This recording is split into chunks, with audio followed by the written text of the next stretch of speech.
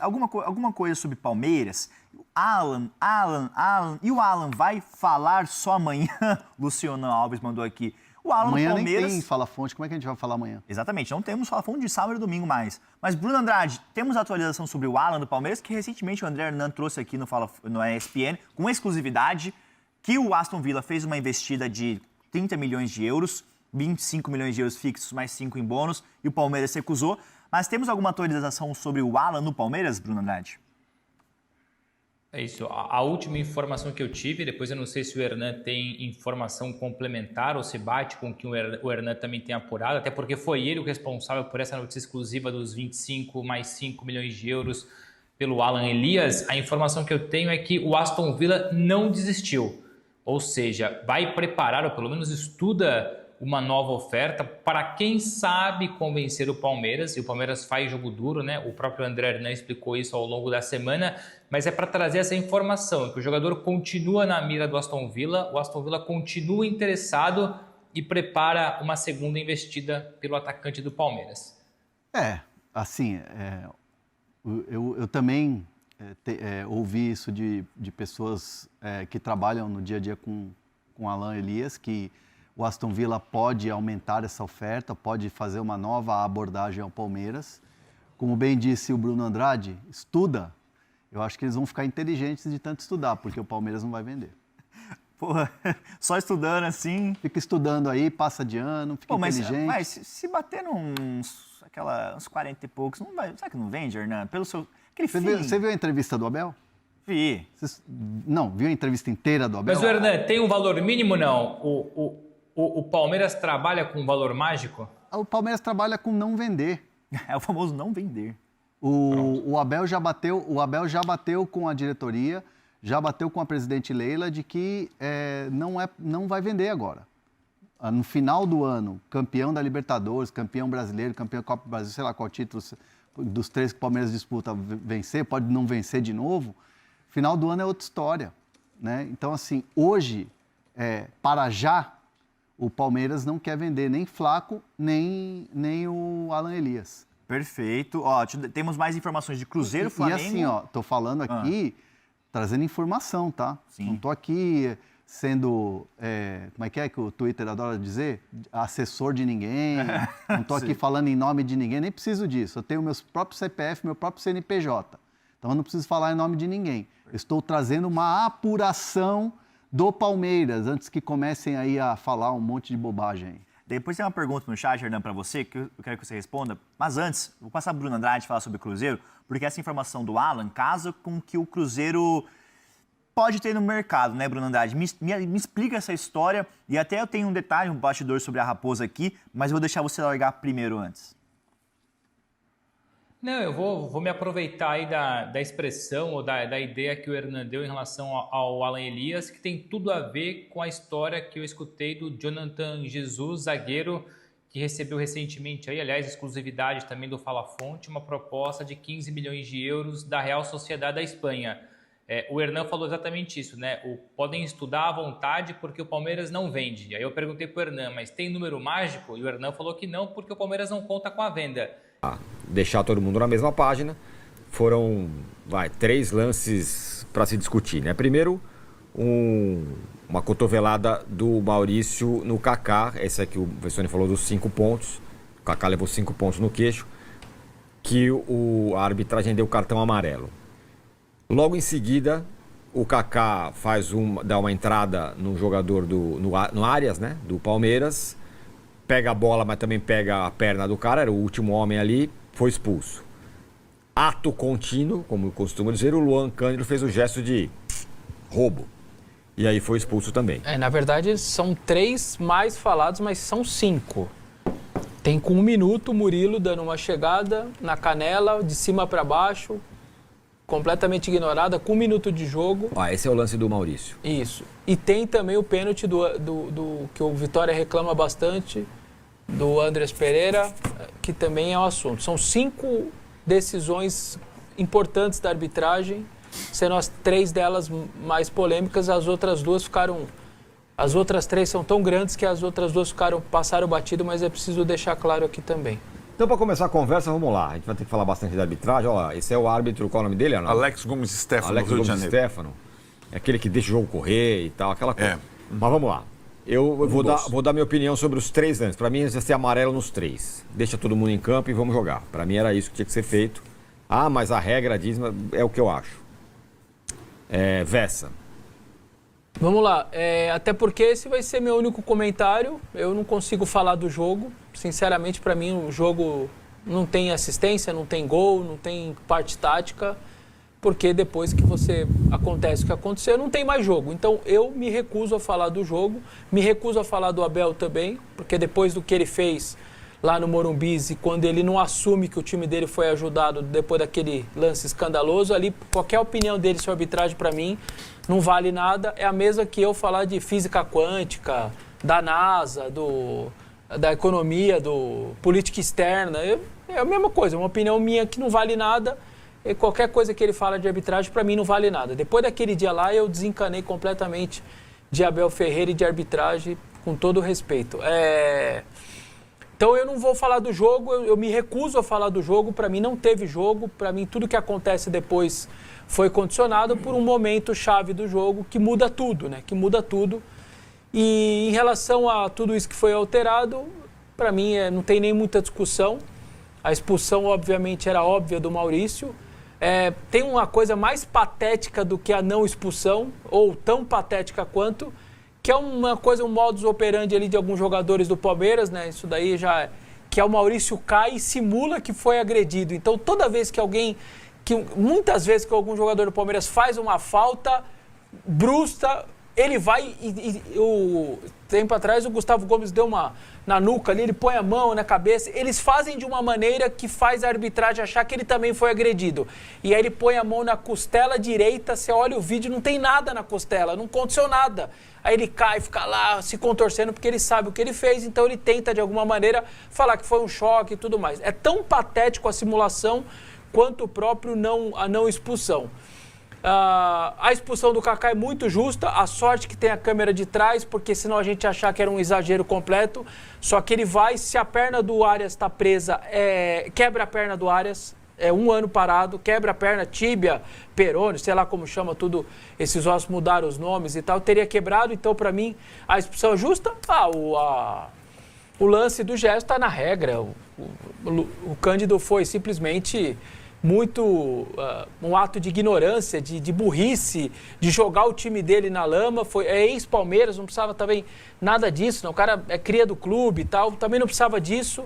Ele achou que talvez não ia ser flagrado, mas hoje em dia com esse monte de câmera, ele foi flagrado, expulsão correta. Não tenho nada para falar das 2 expulsões dos jogadores do Vitória, para mim, corretíssimas, mas não expulsar o Maurício. Aí quem mete o primeiro gol? O Maurício. Então, tudo o que aconteceu no jogo, para mim, está na condicional da arbitragem. A arbitragem condiciona o jogo como ela quer, da maneira que ela quer. Ela muda o rumor do jogo, ela muda tudo. É a mesma coisa que você ir no cinema para ver o filme do Homem-Aranha e você chega lá, o cara que fez o filme lá, o cineasta, foi lá e mudou, virou o Superman e você alterou. Não tem jogo, não tem filme, não tem... Pelo menos é super-herói. Não tem, sabe assim, você perde a essência do jogo, você muda tudo que está acontecendo por conta de um ato. O time não estava mal do Vitória, o Palmeiras estava fazendo um bom jogo, só que depois não tem mais jogo, gente. É 11 contra 9, você vai fazer o quê? Você vai tomar isso, você vai tomar uma goleada. A não ser que ali, como aconteceu com o Palmeiras, o Corinthians ficou com 8, aí se sustentou, o Palmeiras não fez um bom jogo, o Corinthians marca melhor, estava na sua casa, com a sua torcida, você até sustentou.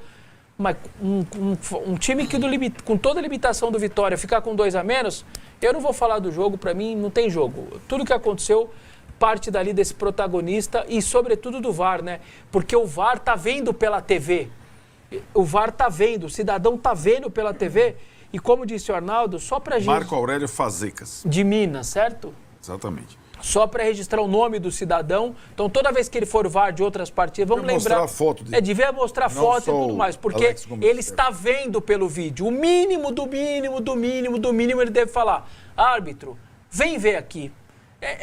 Dá para ter a dúvida. Eu não tenho essa convicção que não pegou. Eu preciso que você veja, eu quero que você veja. Dá a segunda chance pro árbitro, era o mínimo. O árbitro tá ali, eu acho que não foi, não teve intenção, mas o cara lá chama ele. e deixa ele ter a convicção com o vídeo. Então, acho que o VAR, para mim, talvez é até pior do que o árbitro. Então, é isso que eu tenho para falar, porque do jogo eu me recuso a falar, porque não teve jogo depois. Muito bem. Arnaldo, como eu falei, para mim os 3 amarelos estavam de bom tamanho. Não, o terceiro lance é muito diferente, né, Tironi? Vou tentar ser mais rápido que o Vessone, mas para mim é basicamente, né, é importante a gente falar o nome do VAR. O VAR, ele estraga o jogo. Quase sempre ele estraga o jogo, né? Porque o VAR, ele turbina a falta de critério, né? Porque como dá mais interpretação, então o árbitro pode estar adotando um critério no campo que o VAR pode acompanhar ou não. Esse foi o caso, né? E o critério do Alex Stefano, que é um árbitro, como você falou, que surgiu lá atrás, há umas 2 temporadas com o Davi Lacerda, do Espírito Santo, 2 árbitros mais jovens que deixam o jogo correr, às vezes eles se perdem. Aliás, os jogos que ele apitou pós-Copa do Mundo, talvez com a instrução nova do Sandro Meirahit de deixar o jogo correr mais como na Copa do Mundo, ele se perde. O primeiro foi São Paulo Atlético Paranaense, deu polêmica, a arbitragem dele no primeiro tempo foi muito permissiva. Né? O Atlético tirou o jogador que estava com cartão amarelo. Os 2 times reclamaram um pouco daquele jogo. Enfim, ele foi escalado de novo. Para mim, uma escala errada por esse jogo. Enfim, ele se perdeu por conta do VAR. Né? O critério dele é da mínima interferência. Então, o Maurício com o Kaká, eu não acho lance para expulsão. Acho que não foi uma cotovelada deliberada. Machucou o queixo, machucou. A simulação dele é patética. Se a gente tivesse na regra, olha, amarelo pela cotovelada e amarelo pela simulação, poderia ser expulso. Porque foi ridículo o Maurício fosse simular mesmo.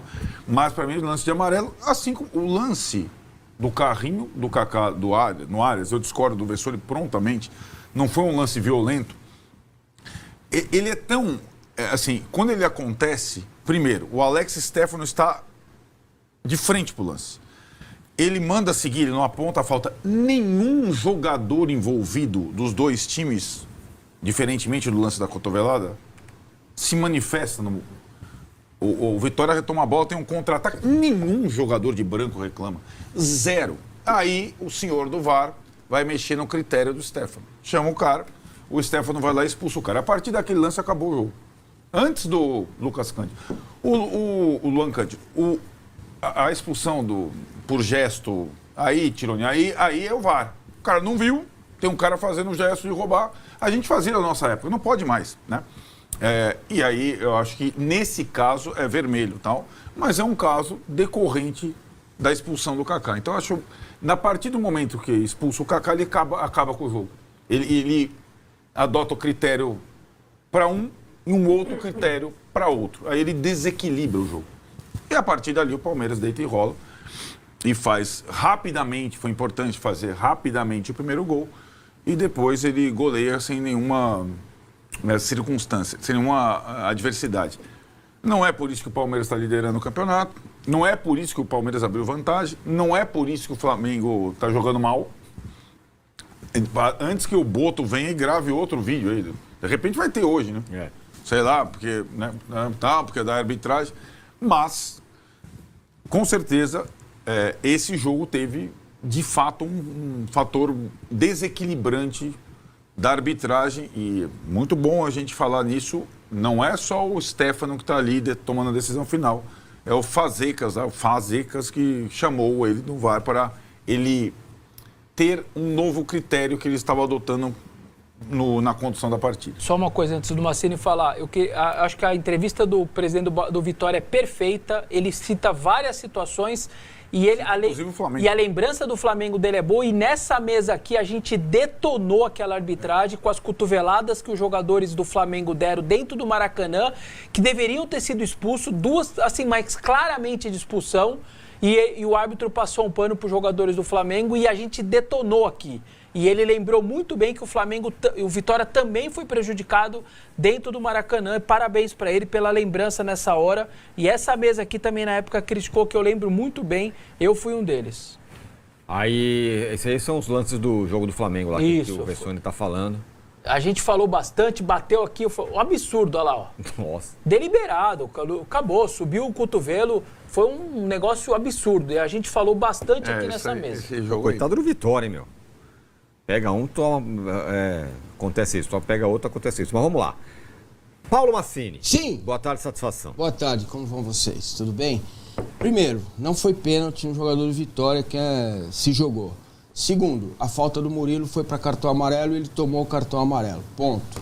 Terceiro, o lance do Maurício não é para expulsão, é para cartão amarelo. Quarto, o lance do Arias, se pega o Arias com o pé no chão, quebra a perna do Arias, é para vermelho. Ele não estava com o pé Quinto, no chão. ele não estava. Se tivesse a entrada, ele corre o risco de quebrar a perna do companheiro. Ponto. Falta e cartão. Nem falta ele marcou. E o jogador Exato. do Palmeiras... Pois é, errou. E o jogador do Palmeiras não reclamou porque aquilo era um contra-ataque. E mais, ele poderia até, não ouviu o áudio do VAR, ter dado vermelho porque era um lance de gol do Arias. O Arias estava partindo para ficar cara a cara com Ele o não goleiro. deu a falta, né? Exato. Se ele desse a falta, ele Não. poderia ser. Para ele não foi nem falta. Para ele não foi falta, ele errou também ali.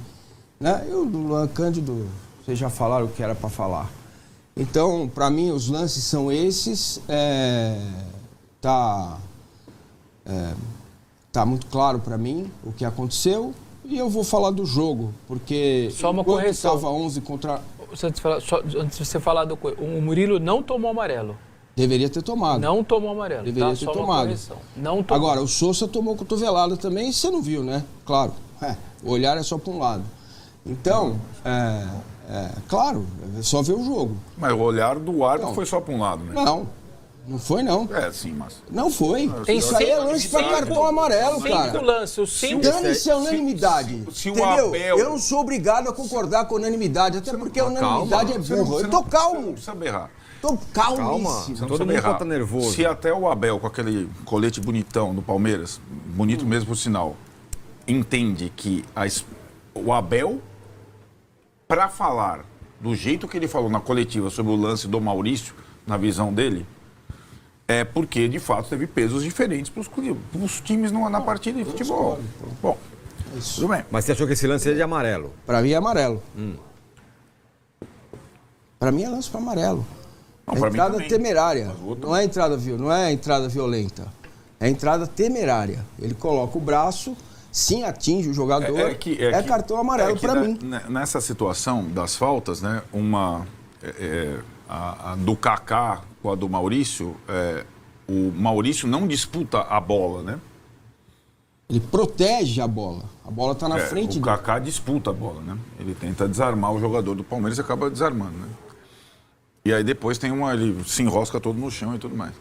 Fala família, beleza? Chegamos aqui com mais um giro de notícias importantes, exclusiva e atualizado do maior clube brasileiro. Claro que ele tá falando realmente do Palmeiras. Um grande abraço pra você, não siga por mais, até o próximo vídeo. Fui.